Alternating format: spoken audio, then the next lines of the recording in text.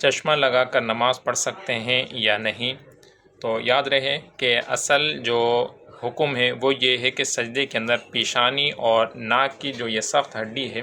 یہ زمین پر لگنا ضروری ہے، کہ پیشانی کا لگنا یہ فرض ہے اور ناک کی ہڈی کا لگنا یہ واجب ہے۔ لہٰذا اگر چشمہ اس طرح سے لگا ہوا ہے کہ سجدہ کرنے کے اندر کوئی دشواری نہیں ہوتی، پیشانی بھی اچھے طریقے سے زمین پر جم جاتی ہے پوری،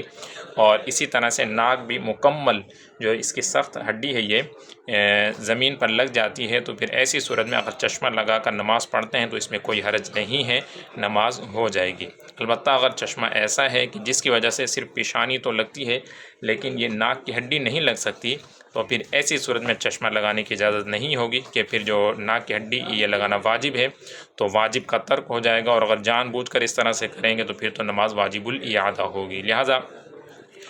اگر کوئی زیادہ دشواری نہ ہو کہ بعض اوقات جیسے نظر زیادہ ویک ہوتی ہے تو پھر تو وہ یعنی ہر وقت ہی چشمہ لگا کر لگتے ہیں، تو ان کے لیے ضروری ہوگا کہ وہ اس طرح سے وہ فٹ کر لیں کہ جو ناک کی ہڈی ہے یہ زمین پر آسانی سے جم جائے، تو پھر ایسی صورت میں چشمہ لگا کر بھی نماز پڑھیں گے تو اس میں کوئی حرج نہیں آئے گا۔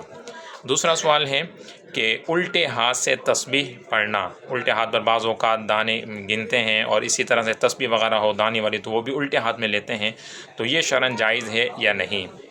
تو یاد رہے کہ اولاً تو جو شریعت کی طرف سے تسبیحات کرنے کا حکم ہے، یعنی تسبیحات پڑھنے کے جو فضائل و برکات آئے ہیں، تو وہ ایسا نہیں کہ صرف ہاتھ پر پڑھیں تو تبھی ثواب ملے گا، چاہے انسان ہاتھ پر پڑھے یا جیسے عام طور پر کاؤنٹر ہوتے ہیں یا دانوں والی تسبیحات ہوتی ہیں، تو جس پر بھی پڑھنا چاہے شرعی لحاظ سے اس میں کوئی حرج نہیں، پڑھ سکتا ہے۔ اور بعض لوگوں سے سنا ہے کہ ہاتھ پر نہیں پڑھنا چاہیے، تو یہ بالکل غلط ہے، ہاتھ پر بھی پڑھ سکتے ہیں، دونوں ہاتھوں پر پڑھ سکتے ہیں، الٹے ہاتھ پر بھی تسبیح پڑھ سکتے ہیں۔ ہاں بعض لوگوں سے یہ سنا ہے وہ ایک یعنی اعتراض کرتے ہیں کہ الٹا ہاتھ ناپاک ہوتا ہے، تو ایسا نہیں ہے۔ ہاں انسان جب طہارت حاصل کرتا ہے اور الٹے ہاتھ کا استعمال کرتا ہے اس کے بعد ہاتھوں کو دھو لیتا ہے، تو کوئی بھی چیز ہے جو اس سے ناپاک ہے تو دھونے سے صاف کرنے سے وہ پاک ہو جاتی ہے، لہٰذا ایسی صورت میں اگر اس سے تسبیحات پڑھتے ہیں تو یہ بھی بالکل جائز، اس میں کوئی حرج نہیں ہے۔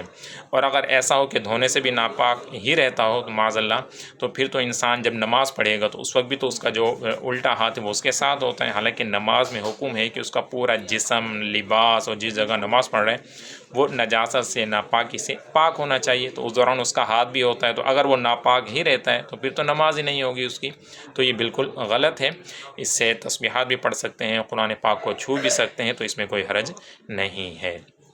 آخری جو سوال ہے آج کا وہ یہ ہے کہ عورت ٹیڑھی پسلی سے پیدا ہوئی یا مٹی سے؟ تو یاد رہے کہ جو انسانوں کی اصل حضرت سیدنا آدم علیہ السلام ہیں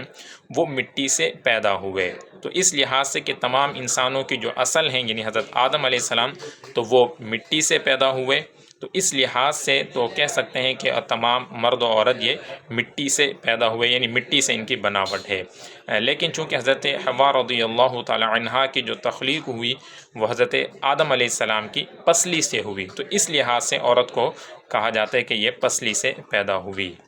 تو لیکن چونکہ جو اصل ہیں یعنی وہ حضرت آدم علیہ السلام ہے تو وہ مٹی سے پیدا ہوئے، تو اس لحاظ سے عورت کو بھی یہ کہا جا سکتا ہے کہ وہ مٹی سے پیدا ہوئی۔ لیکن چونکہ عام طور پر یعنی یہ تو معاملہ ہو گیا کہ حضرت آدم علیہ السلام کی تخلیق مٹی سے ہوئی، حضرت حوا رضی اللہ عنہا کی جو تخلیق ہے وہ حضرت آدم علیہ السلام کی پسلی سے ہوئی۔ اور اس کے علاوہ جو عام طور پر جتنے بھی مرد اور عورتیں ہوتی ہیں تو وہ مرد و عورت کے میلاب سے جو پانی کا نطفہ ہوتا ہے اس سے پیدا ہوتے ہیں، لیکن اصل کا اعتبار کرتے ہوئے کہ ہماری جو اصل حضرت آدم علیہ السلام ہیں اور ان کی تخلیق مٹی سے ہوئی، تو اس لحاظ سے عورت کو بھی یہ کہا جا سکتا ہے کہ اس کی تخلیق مٹی سے ہوئی۔